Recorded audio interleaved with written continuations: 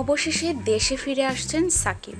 চলছে ঘরোয়া লিগের সবচেয়ে জনপ্রিয় ক্রিকেট ইন্ডিয়ান প্রিমিয়ার লিগের।